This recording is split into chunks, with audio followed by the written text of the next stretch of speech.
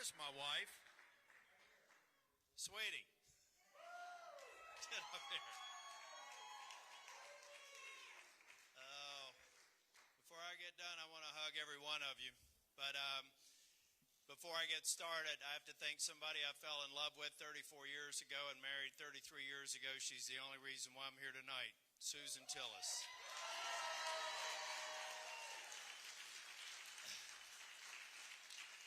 We were back at the house watching the returns, and I've decided a long time ago that I don't have to get nervous because I can outsource it to all my family members, Susan being first among them. I call her my own Carla Rove. But I want to thank you all for being here. I'm sorry it took so much time. We were holding up a little bit to hear from my opponent.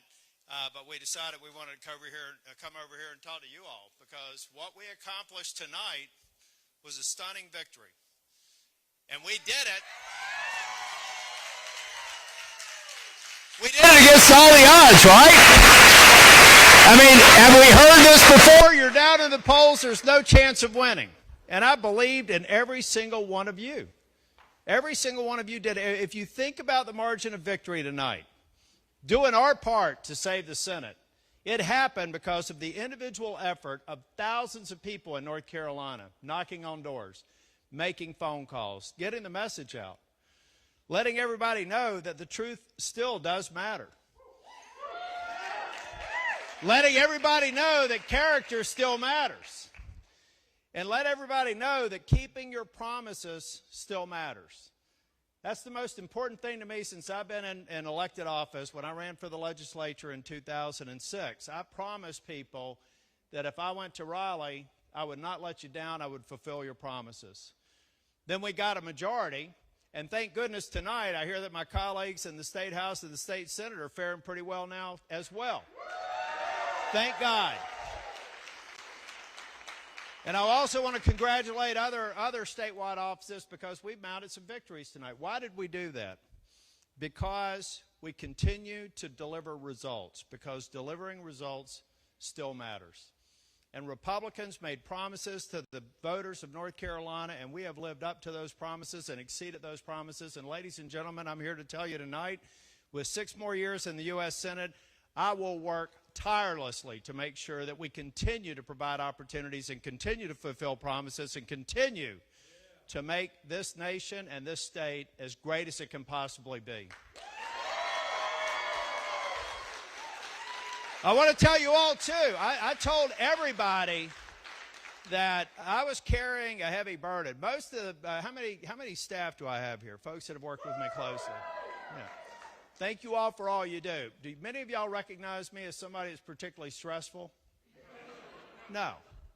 I don't really experience stress, but I did have a heavy burden on me, thinking that North Carolina could be the majority maker for the U.S. Senate. And I told people across this state that they needed to carry that same burden. And in the election today, they proved to me that they were willing to carry that burden all the way to victory tonight. And we need to thank all of them for what they did. You know, I was, some of these ads of my chief of staff, Ted Lehman's here, my former chief of staff, Ray Starling, are here. They were great leaders in the Senate. A lot of you all worked for them, great people.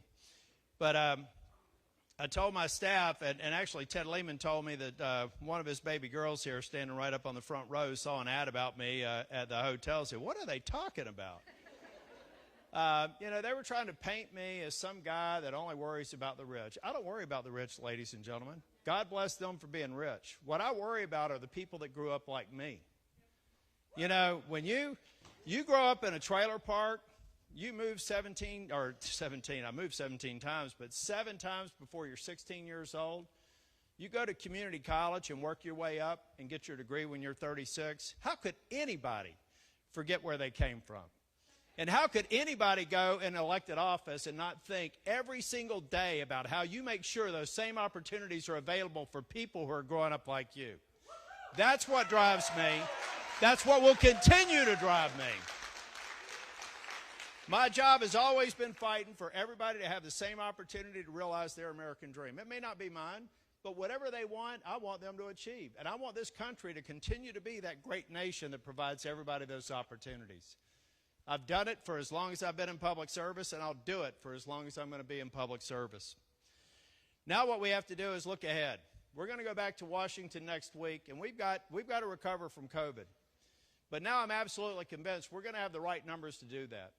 We're going to make sure that we get the vaccine out. We're going to make sure that we kill this virus and what it's done to this great nation. We're also going to make sure that schools can open, that businesses can open, and that everybody can get back to the great environment that we just had back in February. We can do that, and we will do it.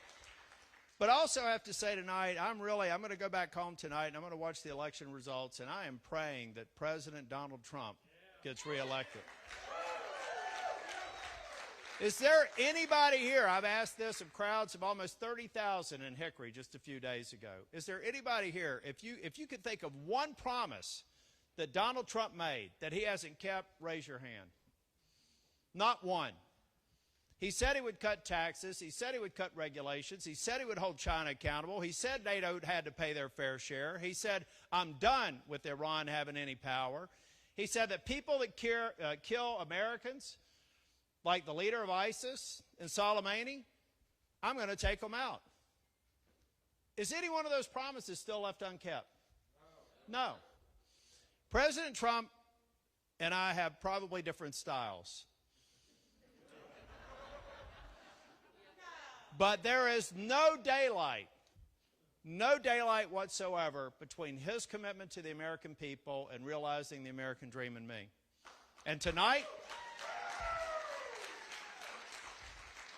I hope that everybody of every race understands that this president cares about Hispanics, he cares about African Americans, he cares about women. That's why they were employed at historic numbers just back in February. And that's why, when he gets reelected, they're going to be back at that same point in a very short period of time. But tonight, let's pray for this nation. Let's pray that we can heal. Let's pray that we can have a peaceful transition of power. Let's make sure that we're magnanimous in victory, because that's what we should do. And then let's make sure that we go back and every single day be obsessed with making sure that every American has the opportunity that so many of us have had to realize our American dream. Thank you all. God bless you. And thank you all for the great work that you've done.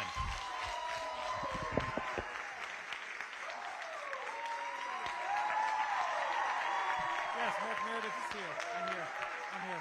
Yes. 6 more years. Yes, Sherry, I'm here. Sherry, I'm